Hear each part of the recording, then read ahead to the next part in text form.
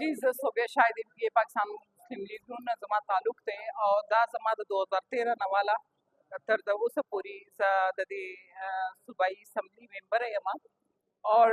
زه دا د دې صوبې ډېره بدقسمتي ده چې دا دریم ځل دی چې په دې کې د تحریک انصاف حکومت راځي چې هغې ډېر زمونږ دا صوبه دا هغه څنګه چې مریم بیبي ویلې دي چې د کاڼو او وخت یې بوتلله مخکې خو به بیا هم که څه کار به کېدو یا که نه کېدو په دې باندې به ترقۍ څه کارونه وو څه نه څه به یې ولا ډاکومنټیشن او څه یره وه په خلکو کې چې هغه به جوړېدل او بیا به په هغې کې یا کمیشن وي یا ښه وو یا بد وو خو څه نه څه بنیاد او څه نه څه کار به وو نن سبا چې د دې حکومت چې کم کاروایانې دي کم فنډونه کم دغه چې ډایرکټ په نورو نومونو باندې څنګه چې د کوهستان د 42 ارب روپو دا پراجیکټ راوتی دی داسې دا نور نن ما اوس یو قرارداد پیش کو په هغې کې چې دی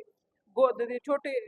سمال ډیم چې کوم دی د دې دپاره چې کوم فنډ ورکړی دی 80% د هغې غبن شوی دی د هغې پته نه لګي ورته مې اوس څومره وویله چې دا قرارداد دا کالاډیشن تاسو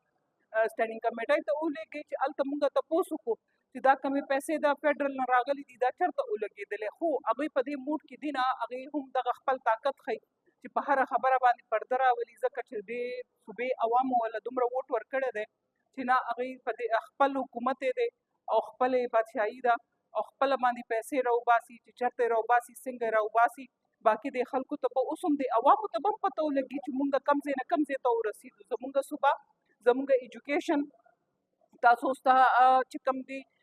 دا ټیچرز والا یو قرارداد کونډې صاحب پیش کړلو چې هغې یو لیکچر ورکوي په 18,000 روپۍ باندې په هغې کې نیمې پیسې دوی ځان له اخلي نیمې چې کوم دی هغه کس له ورکوي بیا به بله ورځ باندې بل ټیچر راولي 10-15 دن له نو دا د دې هغه منصوبه بندي لاړه دغه شوله څنګه سکولونه دي لګیا دي اوس یې پرایویټ کوي داسې زمونږ ایجوکیشن ختم شو زمونږ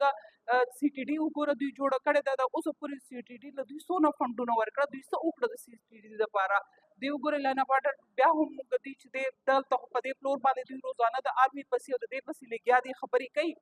خو خبره دا ده بیا هم په امن باندې ورته څو ځله موږ ووایو چې تاسو په خپله ستاسو سره څونه ریسورسز دي تاسو په دې دومره چې دا بجټ راځي پیسې راځي تاسو ولې څه وکړله دوی هره خبره کې همدغه دي چې یو دغه دی چې خلکو له پیسې ورکړې دي ووټ ورکړی دی او پیسې ورسره دغ کړي دي تقسیمه یې که هغه ده په 12,000 روپۍ دي نو هم د غریب ته نه رسي په خپل ورکر کې تقسیمه او بیا پرې دغه جلسې کوي لکه روژه کې ورکړلې د روژې کمې پیسې چې ورکولې هغه یې وله په اختر کې ورکړې او بیا یې اوس دا جلسه وکړه د مردان نو دا د دې صوبې سره زیاتې دی او خدای دې کړي چې د دې صوبې د عوام ته هم دا سمجھ راشي چې د دوی د دې صوبې د ترقۍ دپاره سوچ وکړي د دې دا خپل ووټ چې کم دی دا کم سے کم د دې صوبې دا مستقبل لپاره استعمال کړي